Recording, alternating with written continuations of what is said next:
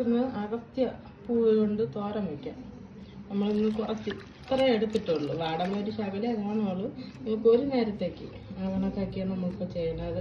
അതിന് നമ്മൾ കഴുകി വൃത്തിയാക്കി വെച്ചിങ്ങനെ പൂവ് എടുത്തിട്ടുണ്ട്. പിന്നെ കുറച്ച് ചെറിയ ഉള്ളി, ഇത്രയും ചെറിയ ഉള്ളിയും കൂടി വേണം. ഇതിന് മെയിനായിട്ട് ചെറിയ ഉള്ളിയാണ് ആവശ്യം. പിന്നെ ഒരു പച്ചമുളക് കഴുകി വൃത്തിയാക്കി വെച്ചിട്ടുണ്ട്. ഒരു പച്ചമുളക്. ഇത് ഇത്രയും നമുക്ക് അരിഞ്ഞിട്ട് തോരൻ വയ്ക്കുന്നത് കാണാം. ഇത് വൃത്തിയാക്കുന്നത് ഇതിൻ്റെതായ ഈ ഒരു ഭാഗം, ഈ പച്ച ഇത്രയും അതങ്ങ് കളഞ്ഞാൽ മതി. ബാക്കി നമുക്ക് കൈക്കകത്ത് വെച്ച് മൊത്തത്തിൽ വെച്ച് അരിഞ്ഞെടുക്കാനുള്ളതാണ്. ഇത് കുടൽ പുണ്ണിനൊക്കെ നല്ലതാണെന്നാണ് പറയുന്നത്.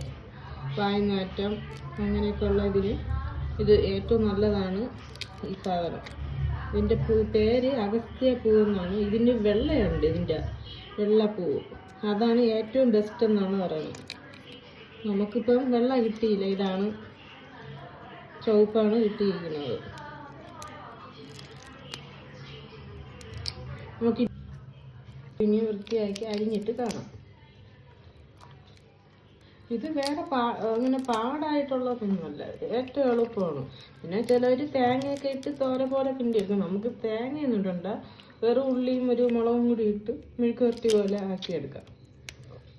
നല്ല ടേസ്റ്റാണ്, വേറെ കറിയൊന്നും വേണ്ട. ഇത് വെച്ച് തന്നെ നമുക്ക് ചോറ് മുരിങ്ങ ഇല മുളക് തോരൻ വെച്ച് കഴിക്കും പോലെയാണ് അതിൻ്റെ ടേസ്റ്റ്. നല്ല ടേസ്റ്റാണ്. ഇത് ആദ്യമൊന്നും എനിക്ക് ഇഷ്ടപ്പെട്ടിട്ടില്ല, പിന്നെ അതിൻ്റെ ടേസ്റ്റ് മനസ്സിലാക്കിയപ്പോൾ ഇപ്പം ഭയങ്കര ഇഷ്ടമുണ്ട്. വേറെ ഒരു കറിയും വേണ്ട, ഇത് മാത്രം മതി നമുക്ക് ഇഷ്ടമുള്ള ചോറ് കഴിക്കാം. ഏറ്റവും ഗുണമുള്ള സാധനമാണത്. ഇത്രയും ചെറുതായിട്ടാണ് നമ്മൾ അരിഞ്ഞെടുക്കുന്നത്, നിരനിരായിട്ട്. ഇതിന് നല്ല വിലയുണ്ട്. ഈ സാധനത്തിന് 1 കിലോ 200 രൂപയാണ് ഈ സാധനം പൂവിൻ്റെ. ഓരോടത്തും ഓരോ വില. ഇത് സിറ്റിക്കകത്ത് ആയതുകൊണ്ടാണെന്ന് തോന്നുന്നു ഇത്രയും വില. നമ്മൾ ഇടയ്ക്ക് ഒരിടത്തുനിന്ന് വാങ്ങിച്ചപ്പം 30 രൂപയ്ക്ക് കുറേ കിട്ടിയായിരുന്നു. ഇതിപ്പോൾ 1 കിലോ പൂവിന് ഒരു 200 രൂപ വാങ്ങിച്ച്. അതുപോലെ ചെറിയ ഇതായിട്ട് അരിഞ്ഞിടണം.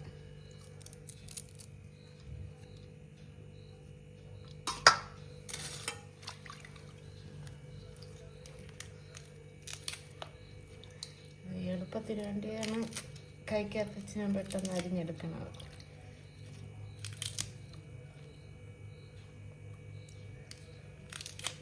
ആ പൂവിൻ്റെ രീതി എന്ന് പറയുന്നത് ഇങ്ങനെയാണ് ഇരിക്കുന്നത്. ആ പൂവ് ഉണ്ടോ, ഇങ്ങനെയാണ് ഇരിക്കുന്നത് ഈ പൂവ്.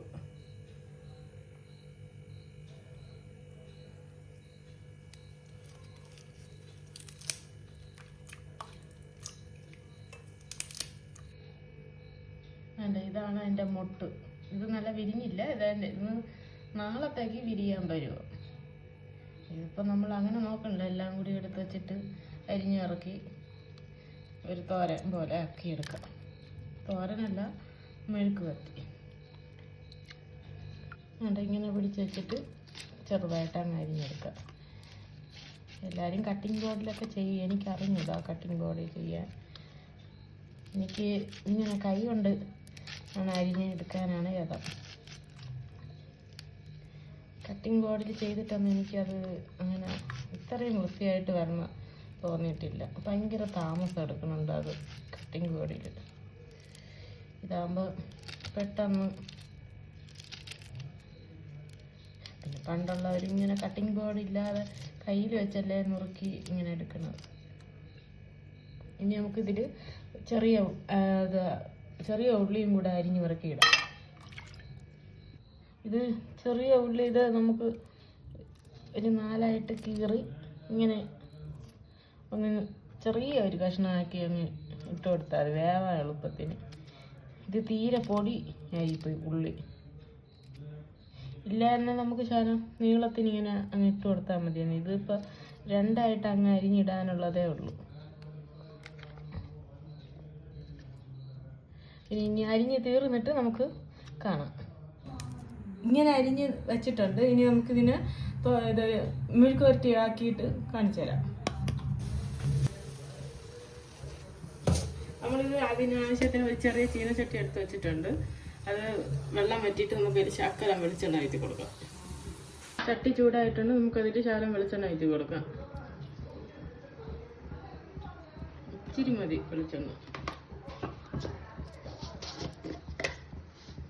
ഇതുപോലെ ഒരു ശകലം കാണും. ഓക്കെ, നമുക്കിതിന് അരിഞ്ഞു വെച്ചിരിക്കണത് ഇതെല്ലാം കൂടി ഇട്ട് കൊടുക്കാം.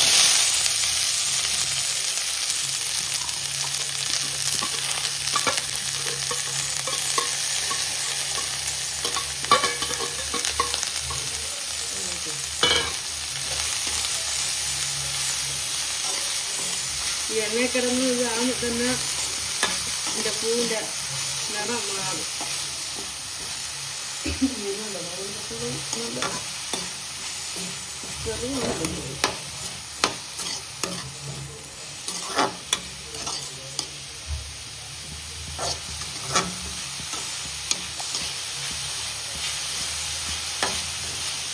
എന്താ കളർ മാറി വന്നത്? ഇട്ടുടനെ തന്നെ കുറച്ച് കളർ മാറും. ഇതിപ്പോൾ നമ്മളെ ശംഖുപുഷ്പം പൂവിൻ്റെ അതേ കളർ പോലെയായി. നീല ശംഖുപുഷ്പത്തിൻ്റെ എന്താ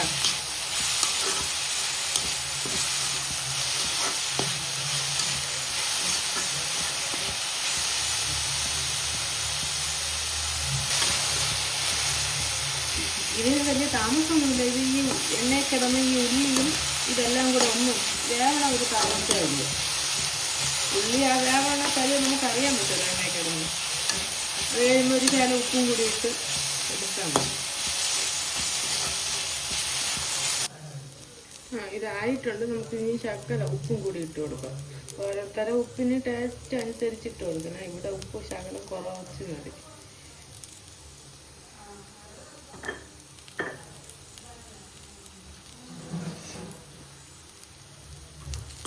ഈ എല്ലാം കൂടി ഒന്ന് ഉപ്പ് ഒന്നും ഇല്ലാതെ കൂടി പിടിക്കാൻ വേണ്ടിയിട്ട് മിക്സ് ചെയ്ത് വെച്ചാൽ ആ പൂവിൻ്റെ എല്ലാം ഉള്ളിയെല്ലാം നല്ലപോലെ ആയിട്ടുണ്ട്.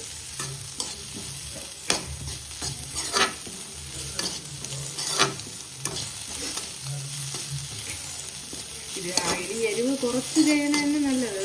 കുടൽപ്പുണ്ണ് അങ്ങനെയൊക്കെ ഉള്ളതുണ്ടെങ്കിൽ ഏറ്റവും നല്ലത്. വായപ്പുണ്ണ് നമ്മൾ ബ്രഷൊക്കെ കൊണ്ടിട്ട് മുറിയുകയാണെങ്കിൽ അതിനൊക്കെ ഇതിൻ്റെ പൂ എണ്ണ കാച്ചി വെച്ചിട്ട് തൊട്ടിട്ട് കൊടുക്കുന്നത് ഉള്ളിൽ ശകലം കഴിക്കുന്നതും ഏറ്റവും നല്ലതാണ്. മിക്കവാറും നമുക്കൊക്കെ വായിക്കാത്ത ഈ ബ്രഷ് കൊണ്ടിട്ട് മുറിയാണ് ഇനി മുറിഞ്ഞ് ഇതായിട്ടിരിക്കുകയാണെങ്കിൽ ഈ എണ്ണ തൊട്ടിട്ട് കൊടുത്താൽ നല്ലതാണ്. ഇത് കൊച്ചു പിള്ളേർക്കായാലും എല്ലാവർക്കും കഴിക്കാമല്ലോ. ഇതായിട്ടുണ്ട്. നമുക്കിനി തീ ഓഫ് ചെയ്യാം. ഇന്ന് നമ്മൾ ചെയ്തിരിക്കുന്ന അഗസ്ത്യപ്പൂ തോരനാണ് ചെയ്തിരിക്കുന്നത്, മെഴുക്ക് വരട്ടി. അപ്പോൾ അത് വെച്ച് നമ്മളൊന്ന് ചോറ് ഇത് ഫുള്ള് കഴിക്കാൻ പറ്റും. വേറെ ഒരു കറിയുടെ ആവശ്യമില്ല. അപ്പോൾ നമുക്കൊന്ന് കഴിച്ചു നോക്കാം ഇതിൻ്റെ ടേസ്റ്റ് എങ്ങനെ ഉണ്ടെന്ന്.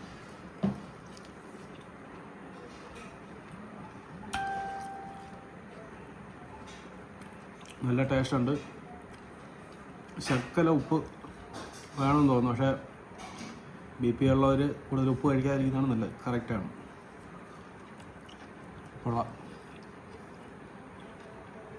നല്ല ടേസ്റ്റുണ്ട്. നല്ല കറി. നല്ല അഗസ്ത്യപ്പൂ മെഴുക്ക് വരട്ടി. ഇത് ബീട്രൂട്ട് തോരൻ. ഇത് പാര പൊരിച്ചത്. ഇത് ഒഴിച്ചുകൂട്ടാൻ, പുളിഞ്ചിക്ക ഒഴിച്ചുകൂട്ടാൻ. ഇന്ന് ഇത്രയും വെച്ചാണ് നമ്മൾ കഴിക്കാൻ പോകുന്നത്. അപ്പോൾ അടുത്തൊരു വീഡിയോയുമായി നമുക്ക് വീണ്ടും നാളെ കാണാം.